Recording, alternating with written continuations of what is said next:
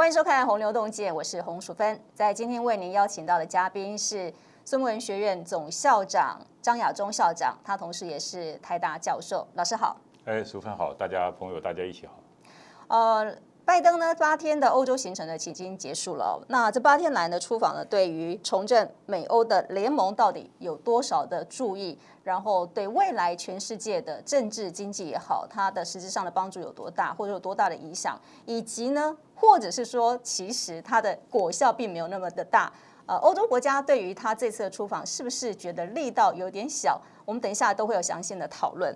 同时呢，我们先看全世界的一个局势之后。最后我们再回到台湾来看到台湾有什么样的选择。好，老师，我们就是从拜登的他这次的欧洲的行程，我们先来看到哈，他这几天的行程，他其实是从6月9号的时候先到了欧洲，开启他任内第一次的出访的行程。第二个地方就是到了英国，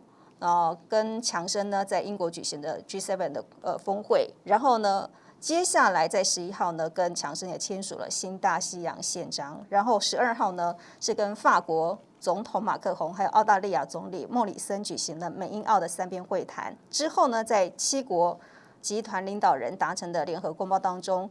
其实这也是这一次的一个重点，因为当中有很多的涉华的一个内容项目。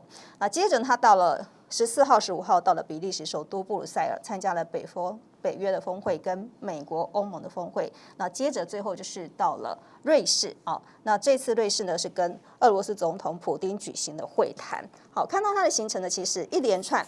马不停蹄，然后呢有很多的一系列的出访、会谈、签署的宪章。等于说呢，这一次其实整个总的来看，它就是以中国大陆作为一个坐标，然后呢围绕着来进行抗中也好。治中也好的他的一个而行，但是我们老师怎么看待拜登这样的一个全球的策略？他到底想要表达什么？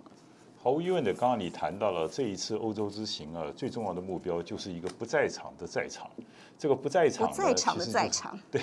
其实就是中国大陆它其实不在场，但是在所有讨论里面呢，其实它全都是在场。好。我们知道，其实美国要遏制中国大陆，它不是今天才决定的。它原来从西元2000年开始就开始有这个思维了。可是我们知道，后来911事件以后，因为宾拉登的问题，美国这个战略重心做了一些移转，所以切磋了这个10年、20年的时间，详细我就不多谈了。这个川普的时期的时候，其实他就是把这个中国大陆当成是他最重要的一个敌人嘛。可是川普所采取的就是所谓的单边主义啊，一种所谓的在一些相关国际组织又采取所谓的退群这个策略。那拜登上来以后呢，他当然一改他以往的做法，但是在遏制中国大陆崛起这件事情的时候，其实美国的上下朝野其实有基本的共识了。所以这一次呢，拜登他的出访呢，我们看看是他是任内第一次的出访。那第一次的出访呢，就选择了欧洲，这代表欧洲是他最亲密的一个伙伴啊。他也想透过这个欧洲的这个行程的时候，来凝聚一下彼此之间对于中国大陆的遏制这么一个决心跟这样的意图。那最后一站呢，希望跟俄罗斯在普丁在日内瓦见面。那在普丁跟日内瓦见面的时候呢，其实他很重要的目标就是说，希望在遏制中国大陆的过程中的时候，普丁呢能够，当然不敢说站在美国这一边了，但是跟美国也维持一个还可以的关系，让美国可以腾出更多的手来专心的对抗整个中国大陆。所以你看这一次的整个行程，就是他原来拜登上来以后，在美国的华府接待了日本的还有韩国的代表，那这一次亲自的出访，就是让他亲身的交往的过程中，他要向中国大陆展现一下，我们美国在欧洲是很多的盟友的，基本上我们可以跟我们的盟友一起合作来对抗中国大陆。所以这一次简单一开始我们给他一个定调，就是美国的一个结盟政策再一次的展现。美国用一个多边的主义来遏制中国大陆。如果用我们的中国历史来讲的话呢，拜登现在所采取的就是战国时期所谓的合纵政策，来对抗当时最有所谓虎狼之心的秦国。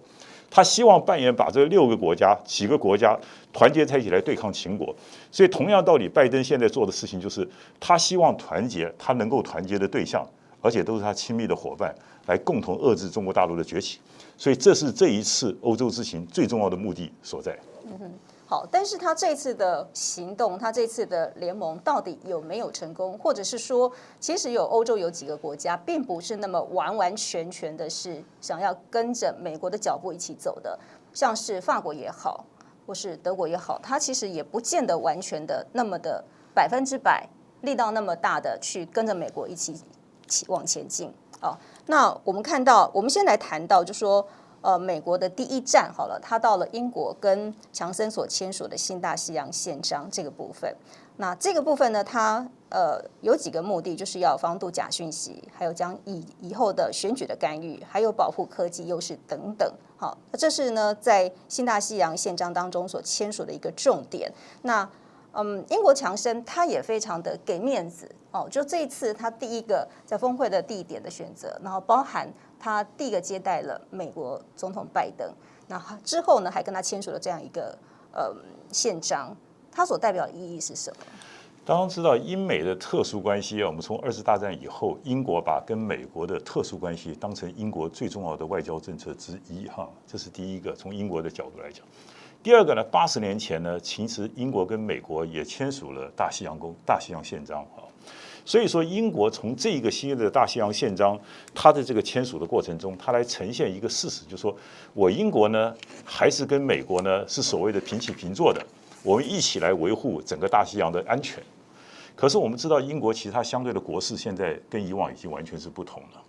但是美国呢也很照顾英国这个小老弟啊，所以说对于美国来讲，这是他结盟政策最重要一个开端。所以换句话说，他用跟英国的友好的关系来展现出他对欧洲，因为在英国退出欧盟了嘛，对，所以换言之，他第一个跟他特殊关系，先跟英国确定好很好友好关系，作为他整个这次欧洲之行的第一站。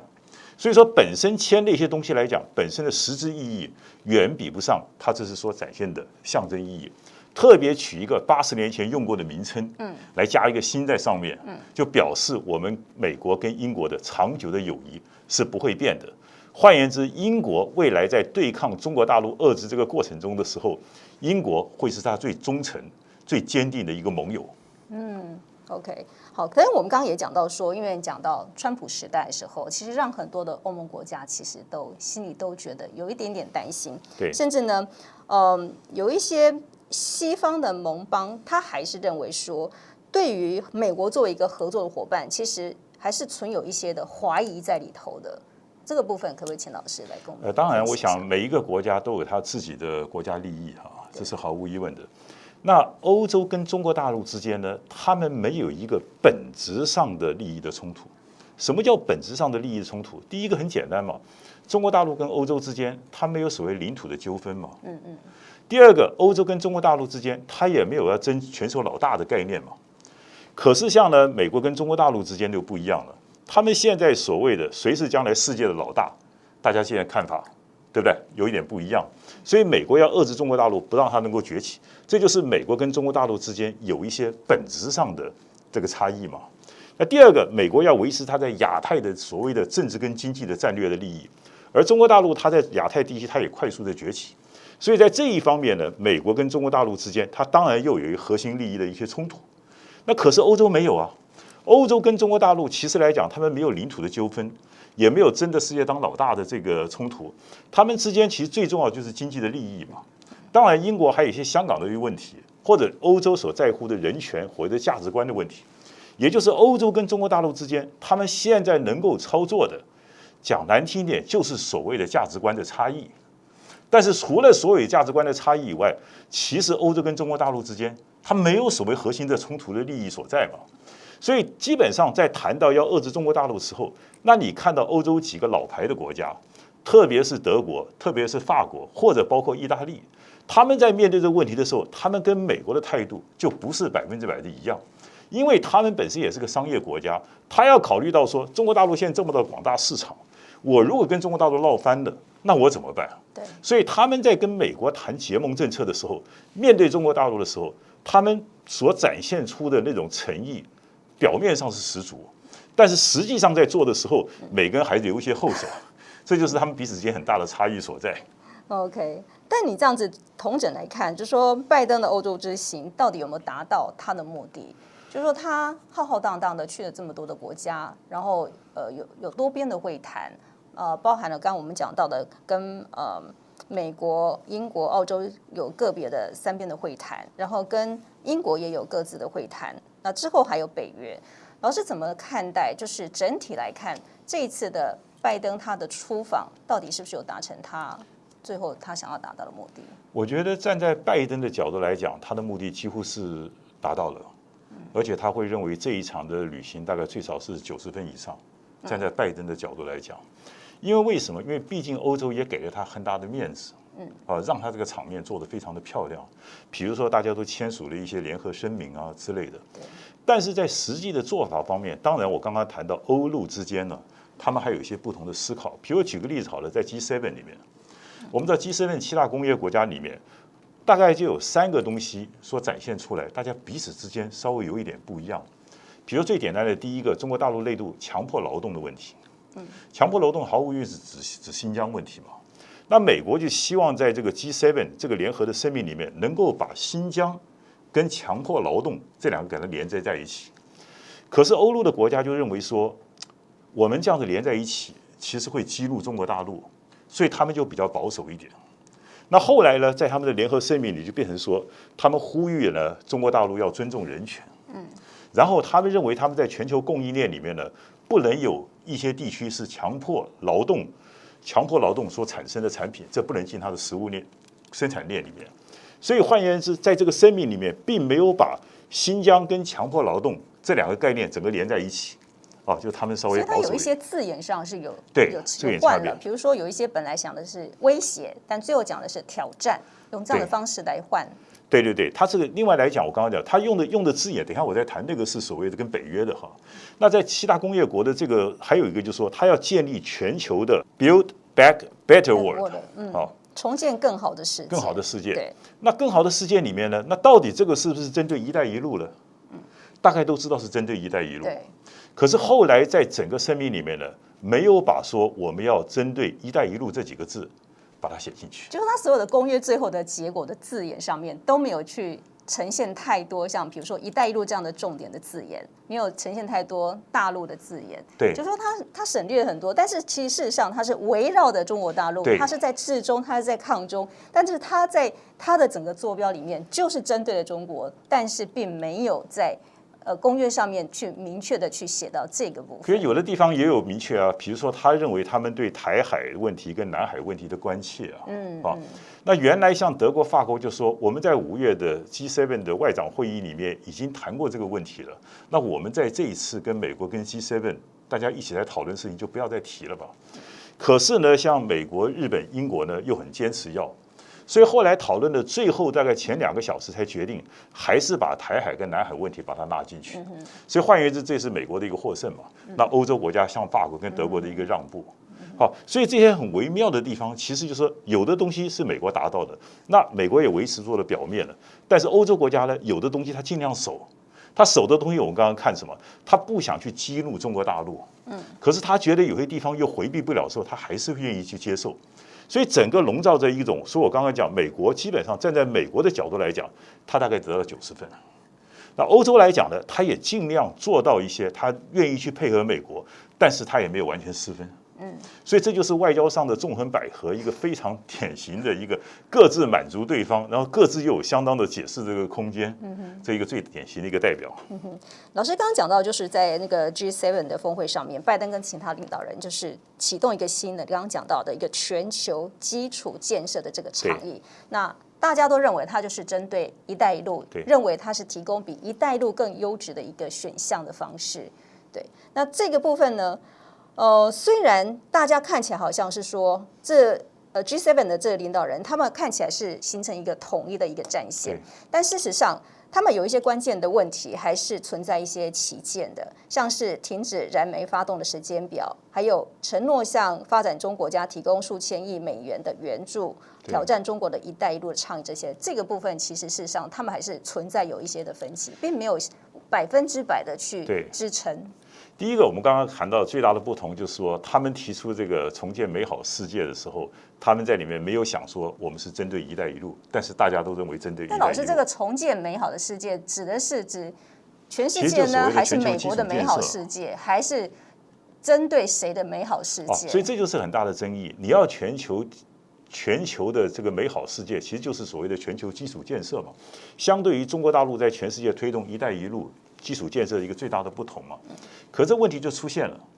第一个，就像德国那个默克尔讲的话，就说我们搞这个东西不是为了反对谁，而是我们要做什么。好，所以先把第一个问题拿掉了，不是为对抗中国大陆，而是我们要做什么。那第二个你要做什么？请问一下，那需要多少钱呢？这个钱大家谁来出啊？那这个东西现在大家还没谈好，因为这可能是个天文数字啊。所以将来出钱，有一个说40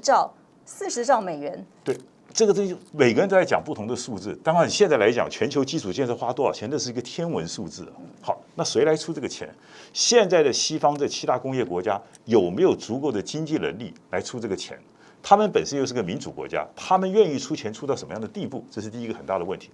第二个，每个7大工业国家，他们所关切的地方不一样。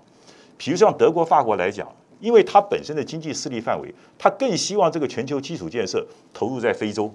跟它欧洲比较近的，或者跟欧洲相关国家的这个基础建设。